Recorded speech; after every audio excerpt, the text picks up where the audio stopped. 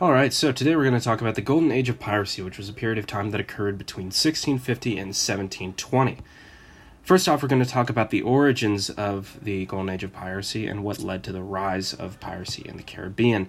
First, we can attribute the increase of activity of piracy in the area to an increased level of general activity, specifically pertaining to the cargo being shipped from parent countries over to the Caribbean.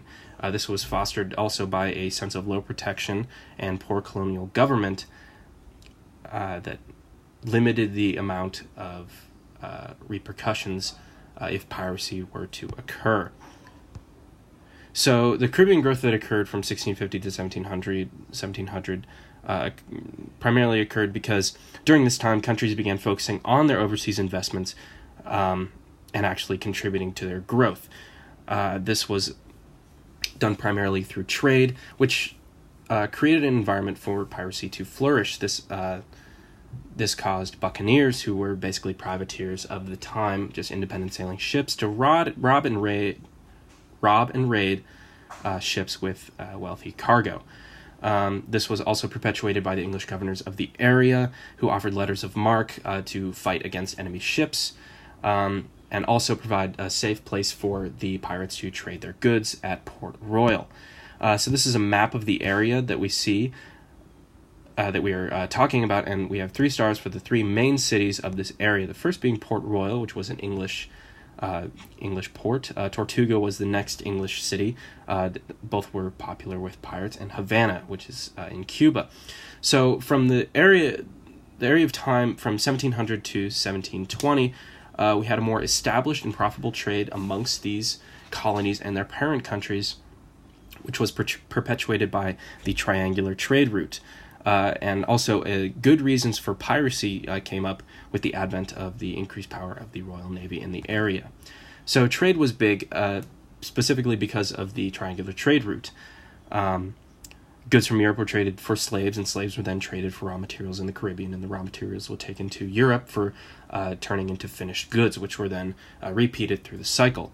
This was a good target for pirates because a lot of these goods were very expensive and meant good profits if they could successfully raid these ships carrying them. But specifically with pirates, we found that in this period of time, members of the Royal Navy or merchant seamen were generally dissatisfied with the quality of work they were getting on these ships. Seafaring life was rough and often led to either death, disease, or less favorable ends, which led people to sort of see piracy as a more favorable option. And it was because of these experiences that they had on these ships that pirates who were on these ships had developed strict codes so that they did not have the same experiences, which meant that captains were democratically elected and councils of the general population of the ships were used to meet day-to-day decisions. So this led to a sort of hierarchy of the ship, with captain being at the top. Now, the captain was democratically elected, but also was at the mercy of the crew.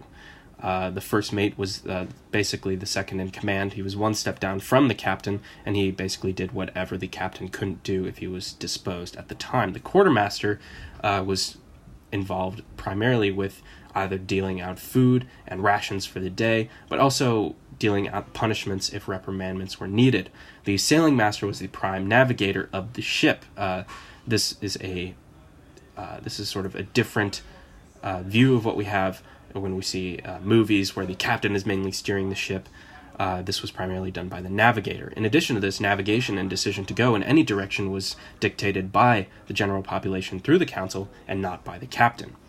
We have the gunner next, which was in charge of the weaponry on the ship, including the artillery, such as cannons and other smaller munitions. And finally, the boatswain, which were junior officers that sort of dealt with day-to-day activities on the ship that the captain could not always do.